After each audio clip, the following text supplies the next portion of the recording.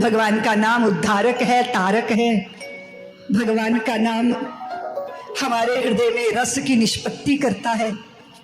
भगवान का ही नाम वो नौका है जिस पर आरूढ़ होकर हम अपने ही विचारों और कदाचित भव सागर की उताल तरंग विकराल तरंगों से पार जा पाते हैं। भगवान का ही नाम जब आश्रय बनता है तो हम कभी अपने को अनाथ अनुभव नहीं करते, हम सनाथ हो जाते हैं, क्योंकि भगवान के चरणों में हमारी संपूर्ण शरणागति हमें भयों से, चिंताओं से, दुश्चिंताओं से, दुराशाओं से मुक्त कर देती है।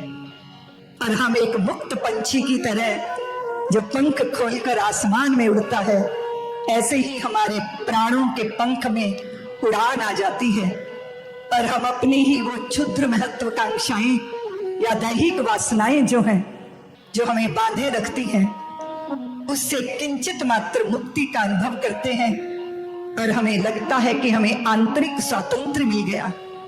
जैसे कोई भी राष्ट्र गुलामी की बेड़ियों में कभी खिल नहीं पाता, फूल नहीं पाता, अपने उत्कर्ष को उपलब्ध नहीं हो पाता, अपने उद्योग को संपन्न नहीं कर पाता। इसी तरह आंतरिक गुलामी भी जीवन के स्वाद को चखने नहीं देती। जीवन दलदल जैसा, जीवन मरुथल जैसा, जीवन आग में से गुजरने जैसा, जीवन दुश्चिंताओं से घिरे हुए तपने जैसा, जीवन दुर्गम पहाड़ पे चढ़ने जैसा बोझिल हो जाता है। और इस बोझे को अगर दूर भगाना है तो शरण चाहिए। किनकी? भगवान के नाम की शरण चाहिए। हमारे धर्म ग्रंथों ने कहा है कि कलयुग केवल नाम आधारा, सिमर सिमर नर उतरहि पारा। इसलिए भावपूर्ण हृदय से हम भगवान के नाम कीर्तन में तन्मय होंगे। ताली की सेवा करते हुए झूम झूम के कीर्तन कीजिए। बहुत दिनों तक जब कोई हैंडपंप ना चलाया जाए तो उसके जल के स्रोत सूख जाते हैं, तो फिर लोग कहते हैं कि एक लोटा पानी ऊपर से डालो और फिर उस नलके को चलाओ, तब फिर भीतर का स्रोत जागृत हो जाता है। नलके की भूकी गीली होकर भीतर के पानी को खींच लेती है। तो इसी तरह हृदय के स्रोत जब शुष्क हो गए हों, दुश्चिंताओं के पत्थर उस पर आके टिक गए हों, क्योंकि कोई भी झरना अवरुद्ध हो जाता है अगर उस झरने पे कोई चट्टान आके टिक जाए। अगर हमारे हृदय के स्रोत पर अभिमान, अहंकार, प्राप्तियों का गुमान या फिर अपनी बड़ी विशेषता के रहते हुए भी उतना नहीं मिला जितने हम योग्य हैं, इस तरह की ऊहापोह ऊब चूर जब चित्त में होती है ना, तो आनंद के स्रोत अवरुद्ध हो जाते हैं। तो ये कीर्तन में ताली बजाओ, झूम के गाओ, वाणी का सदुपयोग करो, ये क्यों कहा जाता है? इसलिए कि हृदय के अवरुद्ध स्रोत जागृत हो जाए। हृदय में जरा भीतर से एक लोटा ऊपर जब डालोगे भक्ति का, प्रेम का, तो आंतरिक प्रेम के स्रोत जागृत हो जाएंगे। इसलिए भावपूर्ण कीर्तन में प्रवेश करें। भज मन गोविंद गोपाला, भज मन गोविंद गोपाला, भज मन गोविंद गोपाला, भज मन गोविंद गोपाला, गोविंद गोपाला, गोपाला, गोविंद गोपाला, गोपाला, भज मन गोविंद गोपाला, भज मन गोविंद गोपाला, गोपाला, भज मन गोविंद गोपाला, प्रेम से गाइए। गोविंद गोपाला, गोविंद गोपाला, गोपाला, गोविंद गोपाला, गोपाला, भज मन गोविंद गोपाला, भज मन गोविंद गोपाला हरे कृष्णा कृष्ण कृष्ण हरे हरे हरे कृष्णा कृष्ण कृष्ण हरे हरे हरे राम राम राम हरे हरे हरे राम राम राम हरे हरे हरे कृष्णा कृष्ण कृष्ण हरे हरे हरे कृष्णा कृष्ण कृष्ण हरे हरे हरे राम राम राम हरे हरे हरे राम राम राम हरे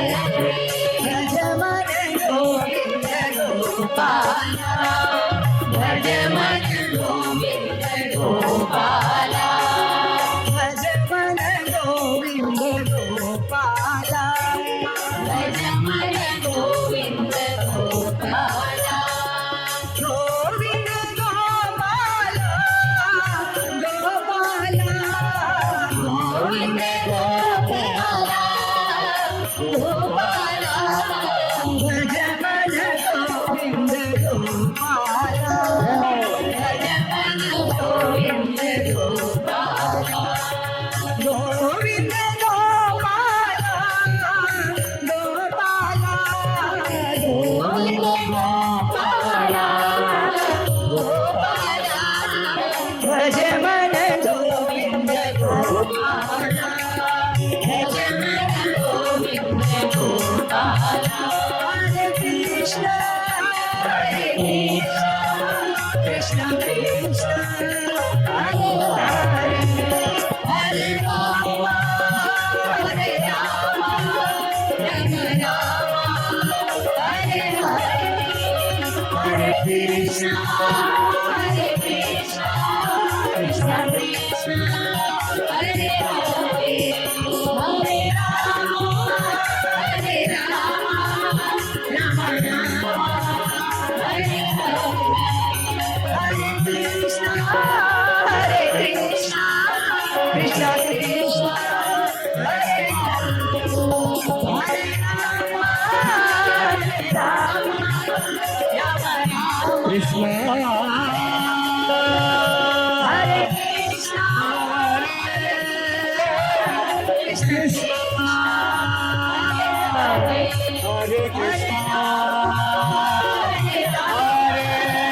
कृष्ण हरे कृष्ण हरे कृष्ण कृष्ण कृष्ण हरे हरे हरे राम राम हरे हरे हरे कृष्ण कृष्ण कृष्ण हरे हरे हरे राम राम हरे हरे हरे कृष्ण कृष्ण कृष्ण हरे हरे हरे राम राम हरे हरे हरे कृष्ण कृष्ण कृष्ण हरे हरे हरे राम हरे हरे हरे कृष्ण कृष्ण कृष्ण हरे हरे हरे राम हरे हरे जय जय श्री राधे जय जय श्री राधे जय जय श्री राधे यत्फलं नास्ति तपसा न योगेन समाधिना तत्फलं लभते सम्यक् कलौ केशवती सजना। समूह, समग्र, एक साथ, जब सब लोगों की चित्त वृत्ति में एक ही नाम हो, एक ही रूप हो, समूह का ये सुख होता है कि अगर किसी एक व्यक्ति की भी चित्त वृत्ति इधर उधर भटकेगी ना, तो जो आसपास कृष्ण भावना होकर बैठे हैं उनके बल पर उनका भी उद्धार हो जाएगा। इसलिए समूह में समग्र होकर एक साथ कीर्तन करने की भारी महिमा है। ऐसी ही जैसे ठाकुर के भोग प्रसाद पे तुलसी का पत्र धारण करवा दिया जाए तो वो प्रसाद भगवान ग्रहण कर लेते हैं। भाव पूर्ण हृदय से प्रभु को पुकारना। और यहाँ पर तो हमने जहाँ कथा कल विराम लिया था, वहां भक्ति देवी को बड़ी भारी आस जगी। कोई साधु, कोई संत आपके जीवन में आ जाता है तो आपको लगता है अब तो हमारा उद्धार हो जाएगा। और ये तो साक्षात देव ऋषि नारद, भगवान के अवतार ही है देव ऋषि नारद। आपकी कृपा से ध्रुव इतने ऊंचे पद को प्राप्त कर गए। आपने कृपा की, आपके वचन को जब हृदय में धारण किया, दयाधु नंदन प्रहलाद की तो आप परमाचारी हैं देव ऋषि नारद। आपसे दीक्षा लेकर उनका उद्धार हुआ, तो मेरा उद्धार क्यों नहीं होगा? और कदाचित संत जब कहता है चिंता मत करो मैं हूं ना, कोई साधारण बाजारू व्यक्ति कहे मैं हूं ना, तो पक्का भरोसा मत करना। लेकिन जब साधु संत कहता है मैं हूं ना, फिक्र क्यों करते हो? भक्ति के दुख को दूर करने के लिए जितने प्रयोजन किए जा सकते थे देव ऋषि नारद ने किए, लेकिन बहुत सारे प्रयत्नों के बाद भी असफल सिद्ध ही हुए। क्यों? क्योंकि ज्ञान और वैराग्य को चेतना नहीं आई। बस यही है, सत्कर्म करो, सत्कर्म करो, प्रेरणा हुई, तो सत्कर्म क्या है यही नहीं पता। तो सनत कुमारों ने कहा कि सत्कर्म है श्रीमद् भागवत महापुराण का सप्ताह यज्ञ करवाना। स्थान की अपनी महिमा होती है बंधु भगनी। अगर आप तीर्थों पे जाते हो तो आपके हृदय में कहीं ना कहीं तो तीर्थ का वास होता ही है। देवता के दर्शन करते हो तो देवत्व कुछ आप में भी प्रवेश करता है। किसी वैरागी त्यागी मुमुक्षु के दर्शन करते हो तो आपको भी लगता है ये कौन सी औषधि खाए बैठे हैं जिसके कारण ये इतनी प्रसन्न, इतने आनंद में है। आपके चित्त में आकर्षण तो पैदा होता है। जैसे शराबियों को देख के कई लोगों को लगता है यार एक घूंट हम भी पी के देख लें, क्या मजा आता है इसमें। बहुत तरह के नशे हैं जो आकर्षित करते हैं, ये भी एक नशा है। जाम पर जाम पीने से क्या फायदा, रात को पी सुबह को उतर जाएगी। अपने मोहन से ऐसी तो नजर मिला, सारी उम्र नशे में गुजर जाएगी। ये मस्ती कहाँ मिलेगी? ये मैकदा तो सजाना पड़ेगा। इसके इस मधुशाला में प्रवेश करना पड़ेगा, इस मधुशाला का आयोजन करना पड़ेगा। बहुत बार लोग बहस करते हैं, भोले बाबा के भक्त कहते हैं ये तो हरिद्वार है, क्योंकि केदारनाथ इसी मार्ग पे जाके दर्शन करते हैं। लेकिन भगवान विष्णु के भक्त कहते नहीं नहीं, ये तो हरिद्वार है, क्योंकि इसी मार्ग से चलकर तो बद्री विशाल भगवान के दर्शन करते। तो पता चला भोले बाबा के भक्त और विष्णु भगवान के भक्त आपस में झगड़ा करते हैं कि ये हरिद्वार है या हरिद्वार है। यहाँ पर सूत जी महाराज कहते हैं कि झंझटी खत्म कर दी। सनत कुमारों ने हरिद्वार नहीं कहा, हरिद्वार नहीं कहा, उन्होंने गंगा द्वार कहा। उस स्थान को गंगा द्वार पर चलिए, आनंद तट पर, जिस तट का ही नाम आनंद है। देव ऋषि नारद प्रधान आयोजक है इस भागवती कथा सप्ताह यज्ञ के। गंगा द्वार समीपे तू तटमानंद नाम का। बहुत बार लोग कहते हैं हम क्यों किसी को बुलाएं। लोग कहते हैं इतना प्रचार करने की क्या जरूरत है, भगवान की कथा ही तो हो रही है। जो मुमुक्षु है वो आ जाएंगे, जिनको सुनने की चटपटी लगी है वो आ जाएंगे।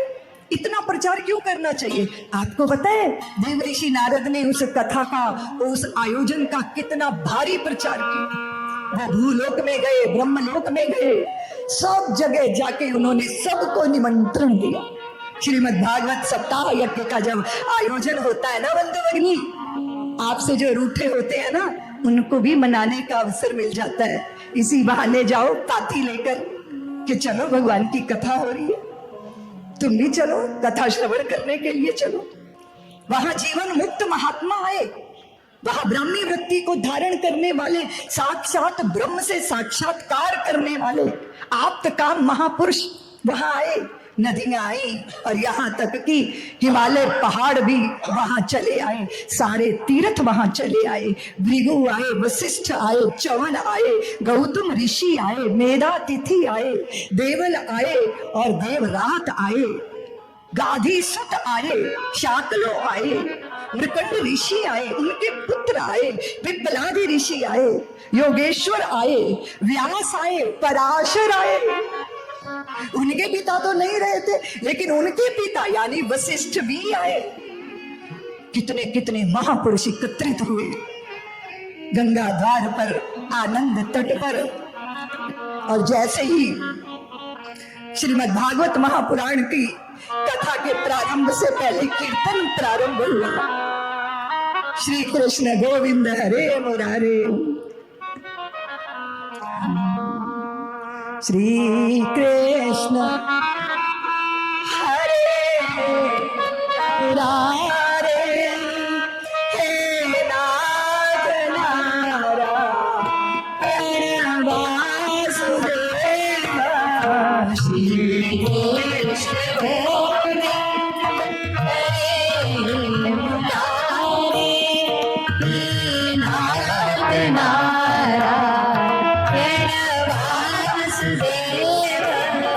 श्री कृष्ण गोविंद हरे मुरारे, हे नाथ नारायण वासुदेव, श्री कृष्ण गोविंद हरे मुरारे, हे नाथ नारायण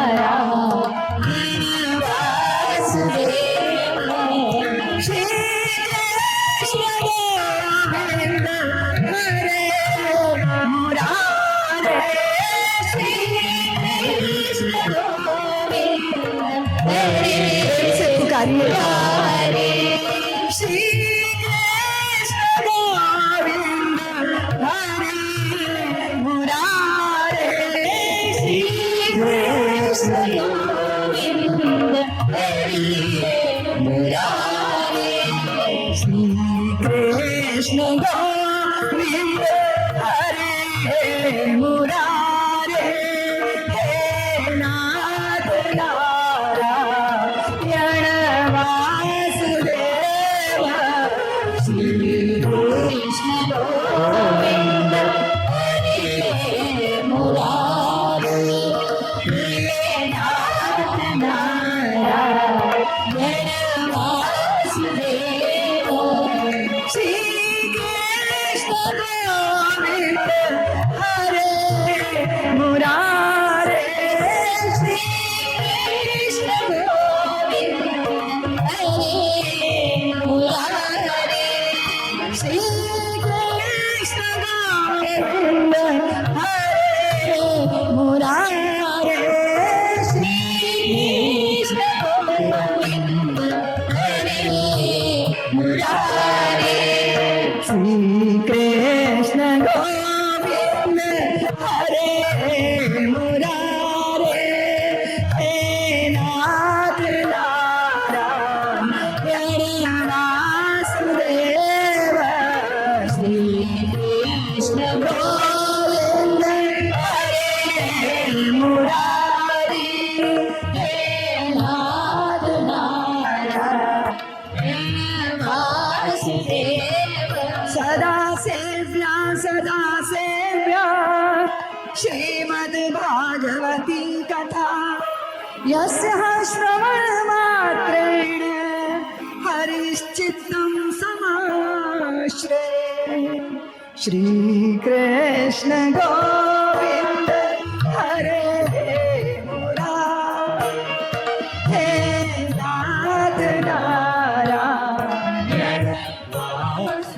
जैसे ही कीर्तन प्रारंभ हुआ तैसे ही भक्ति देवी ज्ञान वैराग्य के साथ उस सभा में चली आई। सभी दिशा में सत्ता बैठे थे। वो किस दिशा से आई है? वो दक्षिण दिशा से आई कि पश्चिम दिशा से आई? वो उत्तर दिशा से आई? वो कहाँ से आ गई?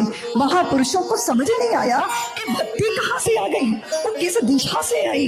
अरे संतों, वो किसी दिशा से आती नहीं है। श्रीमद् भागवत महापुराण जहाँ विराजमान होता है उसके पद पद में से भक्ति का आविर्भाव हो जाता है, वो प्रकट हो जाती है, ज्ञान और वैराग्य का पोषण हो जाता है।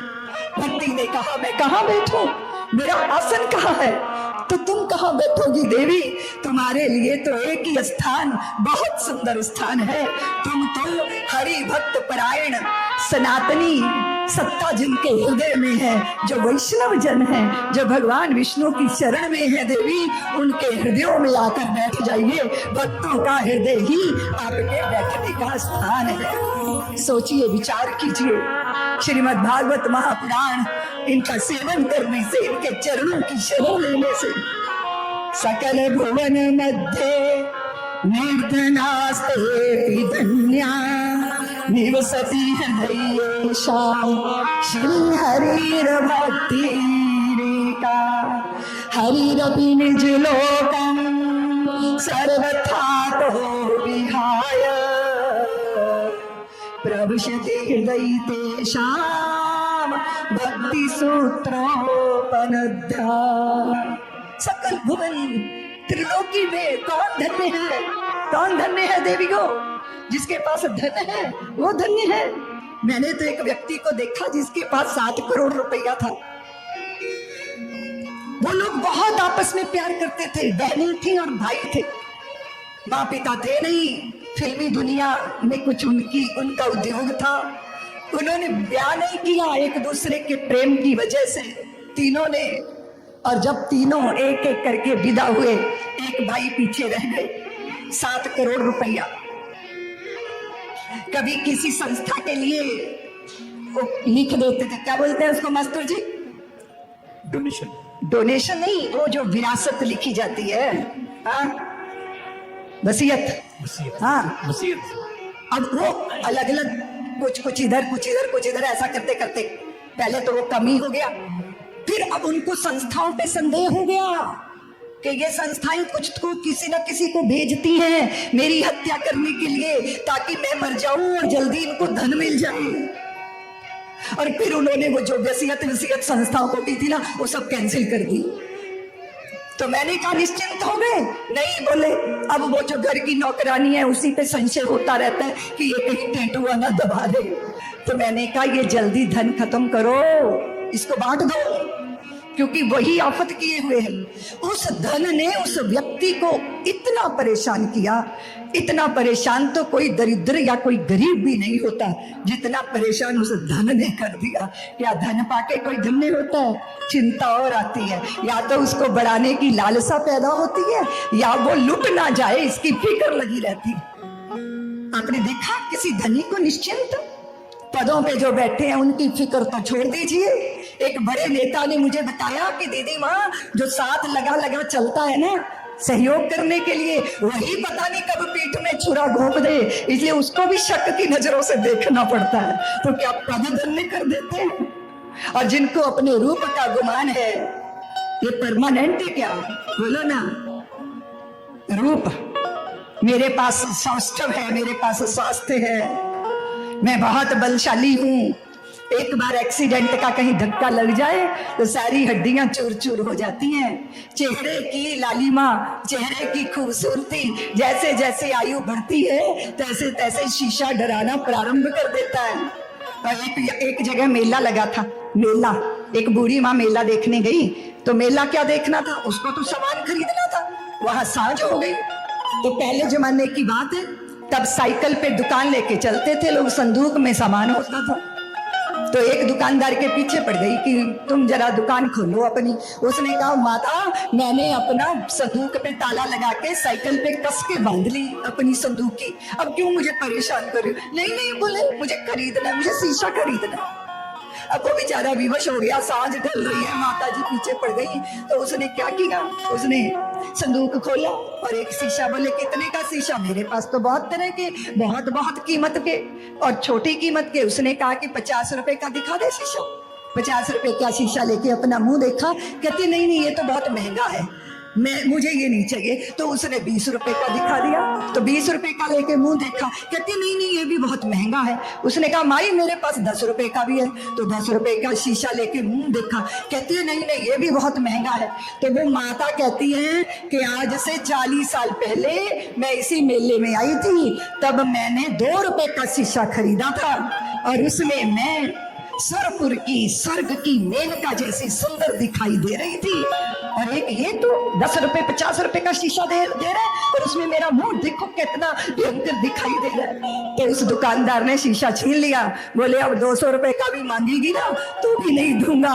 40 साल पहले के सपने देख रही है, तब माता जी आप अंगूर जैसी थी, अब चेहरा किशमिश जैसा हो गया है। चेहरा ऐसा है, दर्पण का दोष।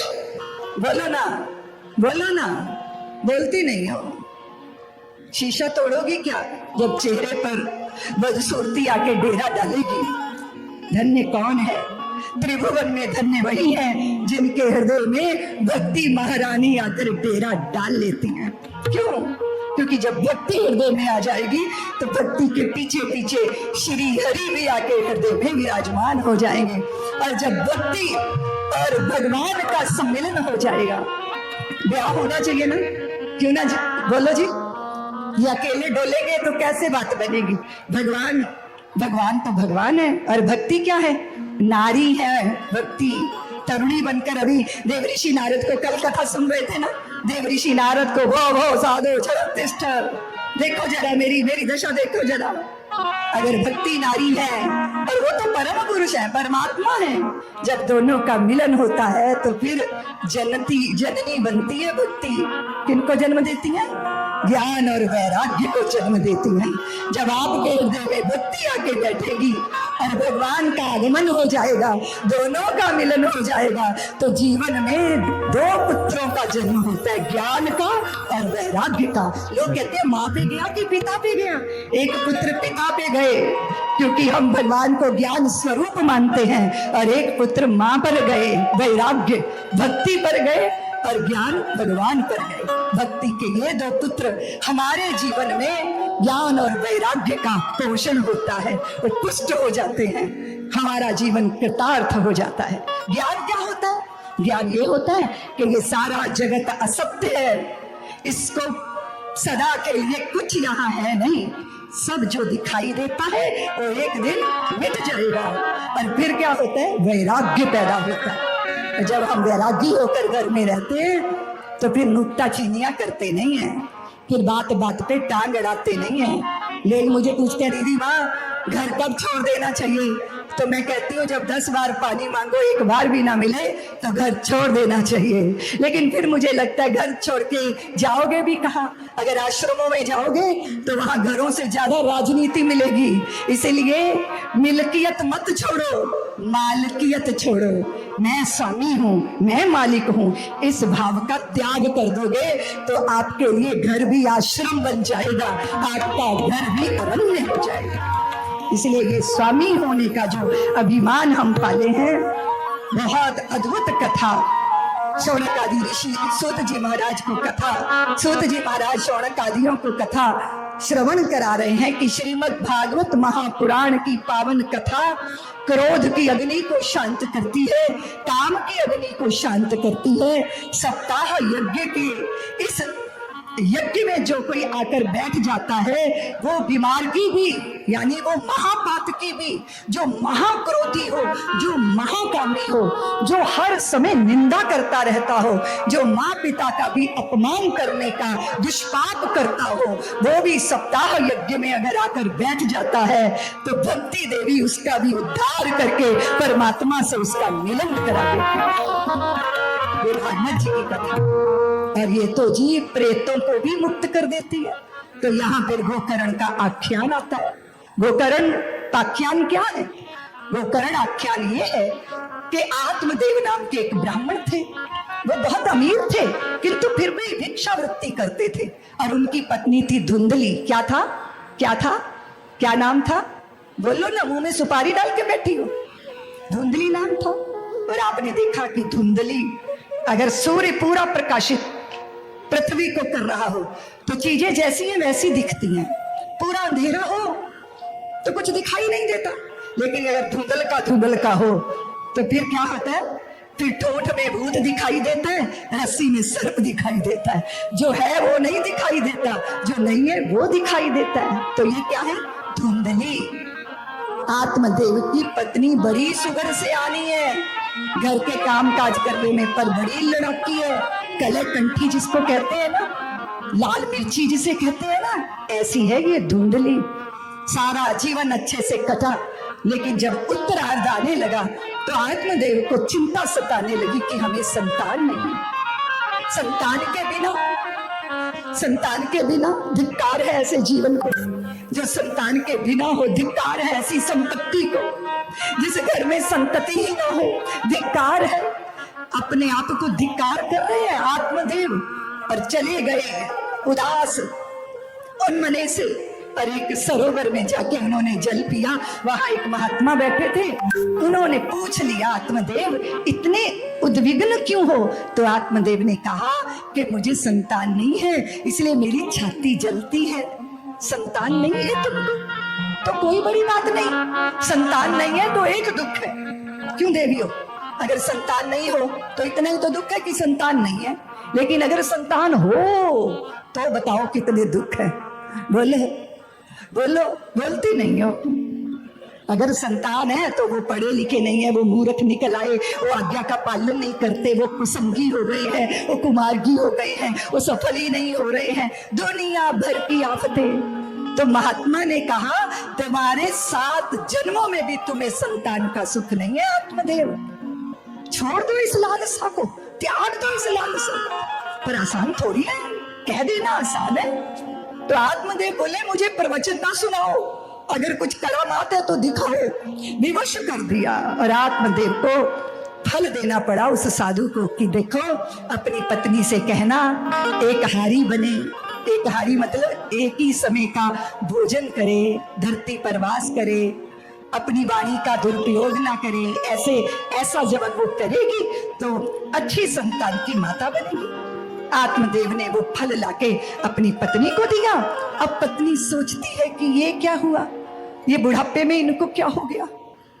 मेरा अगर ये फल खा लूंगी तो बड़ी आफत में पड़ जाऊंगी। तो उसने अपनी बहन को बुलाया, राम मिलाई जोड़ी कंधा एक कोड़ी। अब वो अपना दुख अपनी बहन के पास रो रही है कि देखो तुम्हारे जीजा जी का माथा खराब हो गया, पता नहीं कौन से बाबा जी को पटापटू के ये फल ले आए और कहते हैं मैं खा लूं और पुत्रवती हो जाऊंगी। अगर मैंने ये फल खा लिया और पेट में मेरे पुत्र आ गया और वो भगवान शुकदेव की तरह बाहर ही ना आया तो सालों तक मैं गर्भ लेके कैसे घूमूंगी? उसकी बहन बोली ऐसे थोड़ी होता है, सब थोड़ी, अरे सबकी संतान 9 महीने में हो जाती है।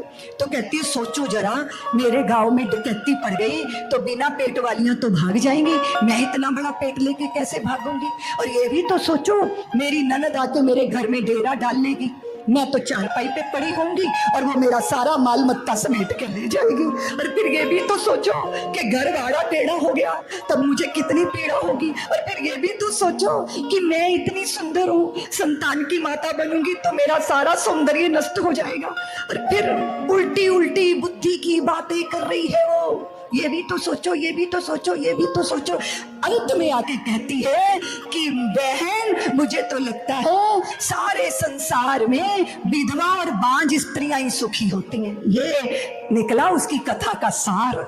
तो उसकी बहन कहती है ऐसा है कि तेरे संतान नहीं होती, मेरे हर साल होती है। अब फिर मेरे पेट में बच्चा, तू फिक्र मत कर, तुझे अपना बच्चा मैं दे दूंगी, मेरे पति को कुछ धन वन दे देना, तेरे पास तो धन की कोई कमी नहीं है।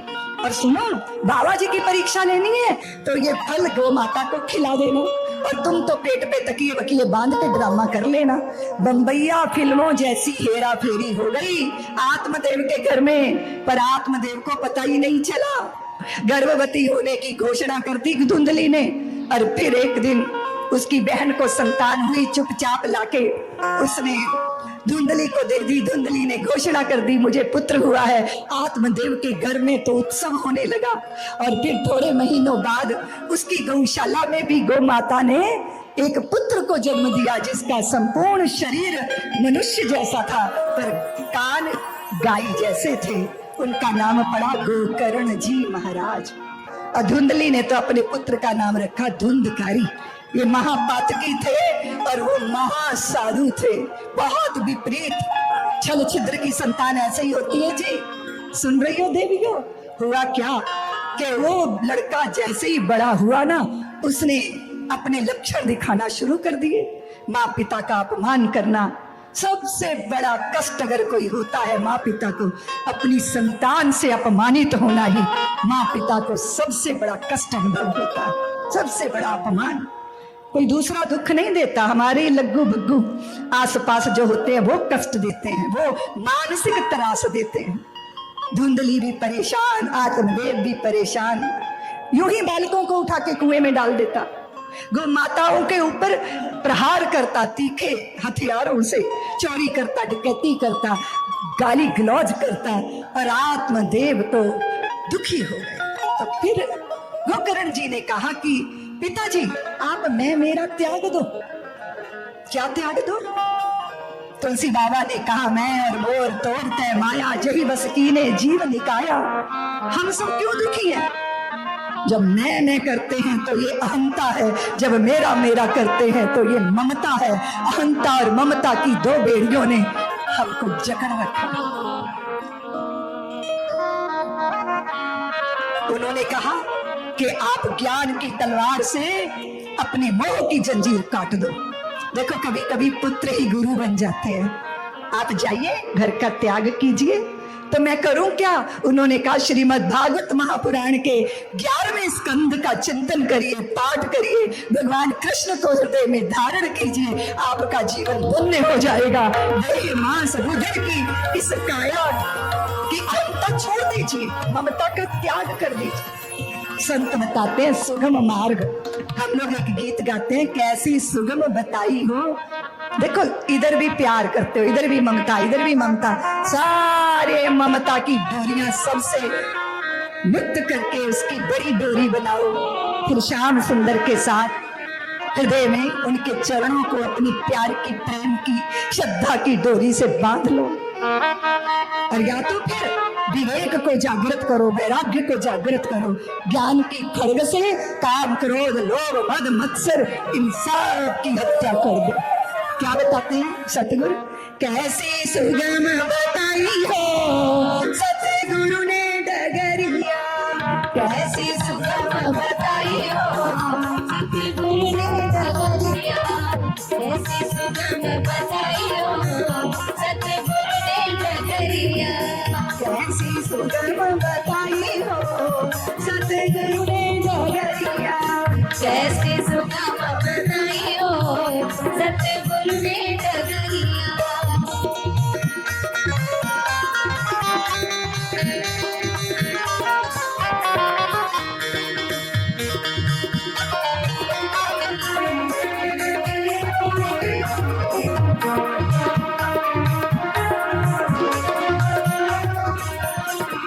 देखो देवियों, एक होती है मति, एक होती है सुमति और एक होती है दुर्मति। जानते हो ना? एक होती है बुद्धि, एक सुबुद्धि, एक होती है मेधा, एक होती है प्रज्ञा और एक होती है रितंभरा। बुद्धि के अलग अलग स्तर हैं, पता है ना? तो मति सुमति बननी चाहिए। अगर दुर्मति है तो उसमें क्या है? काम, क्रोध, लोभ, मद, मत्सर, ये दुर्मति है। तो कौन से है शत्रु? काम, क्रोध, मद, लोभ, मोह सब। काम, क्रोध, मद, लोभ, मोह सब। काम, क्रोध, मद, लोभ, मोह सब। दुर्मति दूर भगाई हो सतगुरु ने डगरिया। दुर्मति दूर भगाई हो सतगुरु ने डगरिया। कैसी सुगम बताई हो सतगुरु ने डगरिया। कैसी सुगम बताई हो सतगुरु ने डगरिया।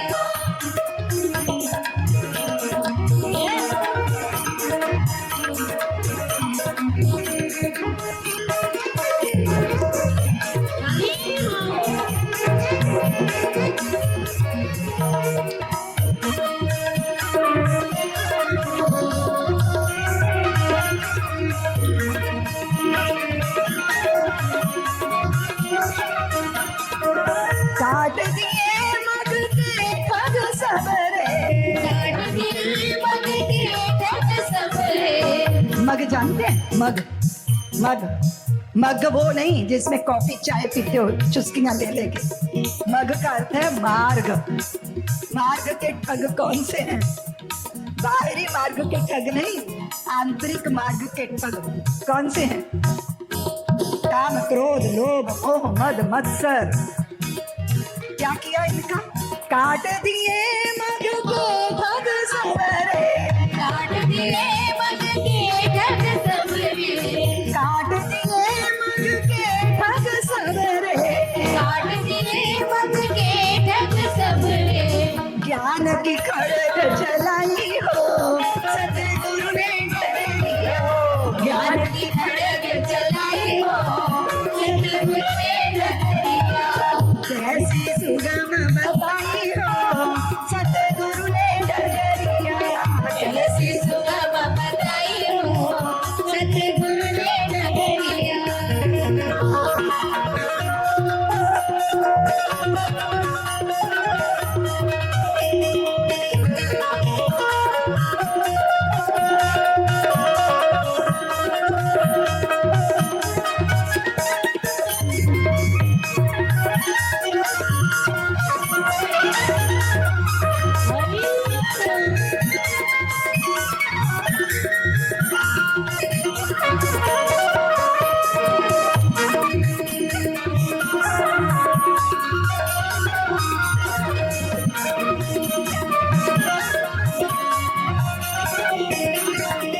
विनती विवेकन से देकर, विरति विवेकन से देकर,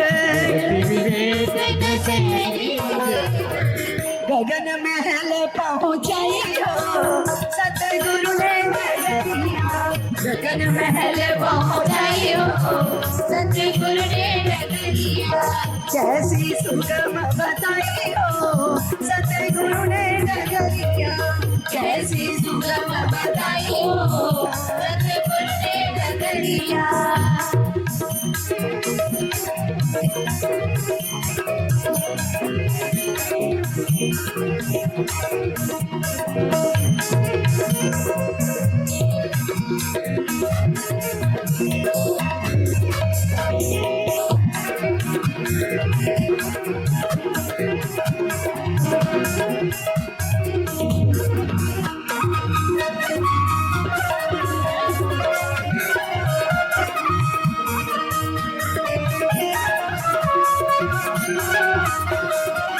सत्य पलक धर्माधिक पाए, सत्य पलक धर्माधिक पाए, सत्य पलक धर्माधिक पाए, सत्य पलक धर्माधिक पाए। शांति की सेज बिछाई हो सतगुरु ने डगरिया, शांति की सेज बिछाई हो सतगुरु ने डगरिया। कैसी सुगम बताई हो सतगुरु ने डगरिया, कैसी सुगम बताई हो सतगुरु ने डगरिया।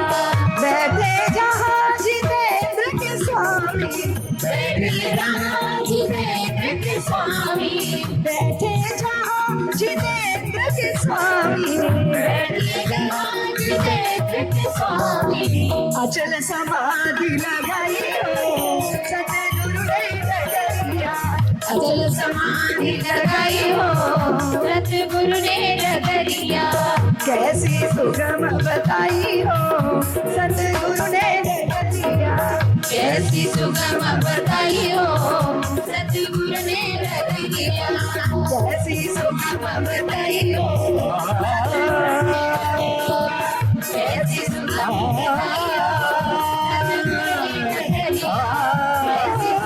बताई हो सतगुरु ने डगरिया। कैसी सुगम बताई हो सतगुरु ने डगरिया। कैसी सुगम बताई हो सतगुरु ने डगरिया। धर्म भजस्व सततम त्यज लोक धर्मान, सेवस्य साधु पुरुषा यही काम कृष्णा। करनी क्या है? धर्म का आश्रय लेना चाहिए, संतों का संग करना चाहिए। संत कहते हैं संतों के संग लाग रे तेरी अच्छी बनेगी। तृष्णा से मुक्ति मिलते ही व्यक्ति के हृदय में शांति का साम्राज्य हो जाता है। ऐसे उपदेश गोकर्ण जी महाराज ने दिए हैं। अकेली अपनी माता को त्रास देता धुंधकारी, कूपे पातः कृतो रात्रौ तेन सा निधनम गतः। वो धुंधली ने अपने पुत्र से दुखी होकर रात्रि को कुएं में कूद कर आत्महत्या की थी। परम स्वतंत्र हो गया धुंधकारी। और धुंधकारी अपने ही घर में 5 वैश्याओं को लेकर उनके लिए चोरी चकारी करता रहा। बहुत धन इकट्ठा हुआ चोरी का, तो उन स्त्रियों ने रात्रि को सोते हुए धुंधकारी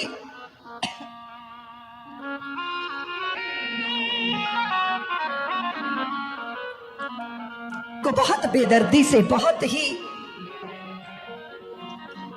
निष्करुण होके उसकी हत्या कर दी।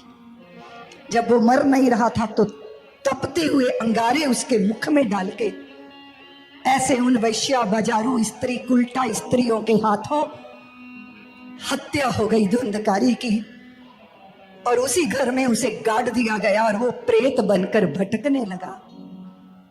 वर्षों बाद गोकर्ण जी तीर्थ यात्रा से लौटे, अपने घर को झाड़ू बहारू साफ सफाई की, रात्रि को विविध तरह के रूप धारण करके वो प्रेत गोकर्ण जी को भयभीत करने लगा। कभी भेड़ा बन जाता, कभी भैंसा बन जाता, भयभीत करने लगा। तो समझ गए गोकर्ण जी की ये तो कोई प्रेत है। लेकिन धुंधकारी बोल नहीं पाता था, वायु धक्के देके उड़ाती थी उसको। तो अभिमंत्रित जल छिड़का गोकर्ण जी ने। धुंधकारी को वाणी मिली, प्रेत बोला कि भैया मैं तो आपका भाई धुंधकारी।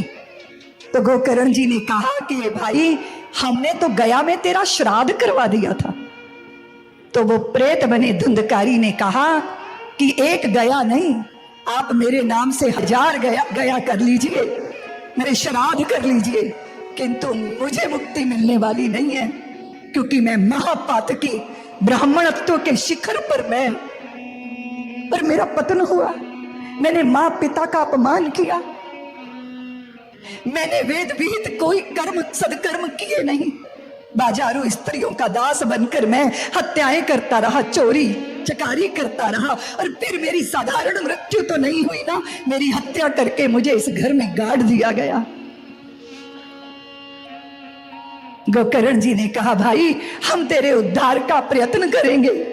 न जाने कितने ज्ञानी महापुरुषों से पूछते फिरे वो, लेकिन सूर्य नारायण ने प्रेरणा दी कि भागवत सप्ताह यज्ञ करवाइए। ये भागवत का सप्ताह यज्ञ गोकर्ण जी ने अपने भाई जो प्रेत बन गया था उसकी मुक्ति के लिए किया। सब सजकर बैठ गए, कहां कहां बैठना है। एक बांस रखा था 7 गांठ का, क्योंकि प्रेत तो वायु रूप होता है। वो उस बांस में प्रवेश करके प्रथम दिन की कथा सुनी तो पहली गांठ टूट गई।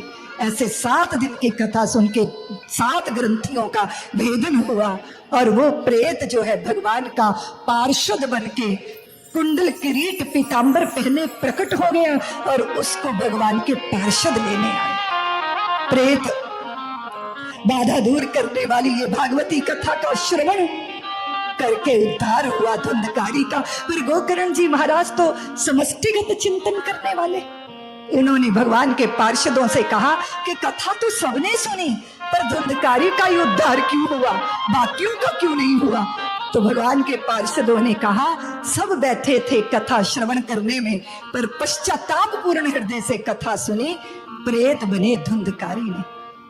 अब यहाँ सब बैठे हैं पर सबकी चित्तवृत्तियां तो अलग अलग है ना। किसी का मन कथा में रम रहा है, कोई सोच रहा है कब छुट्टी मिले, कब यहां से जाए। जैसे मलेरिया चढ़े हुए व्यक्ति को हर चीज कड़वी लगती है, ऐसे भगवान की कथा भी सबको मीठी नहीं लगती। जिनको वासनाओं का बुखार चढ़ा हो ना, उन्हें संसारी बातें अच्छी लगती हैं, पर भगवान की कथा प्रिय नहीं लगती। क्योंकि धुंधकारी ने प्रेत बनकर दुख भोग लिए थे। भूखा रहता पर भोजन नहीं है, प्यास लगती पर प्यास की व्यवस्था नहीं, इसलिए उसने पश्चातापपूर्ण हृदय से कथा सुनी।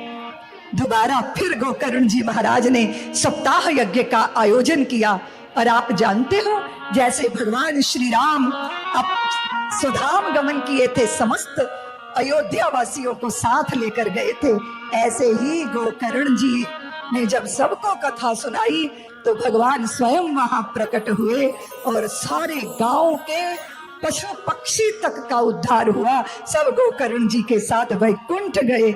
ऐसी ये कथा, सबका उद्धार करने वाली कथा, सबको कृतार्थ करने वाली कथा।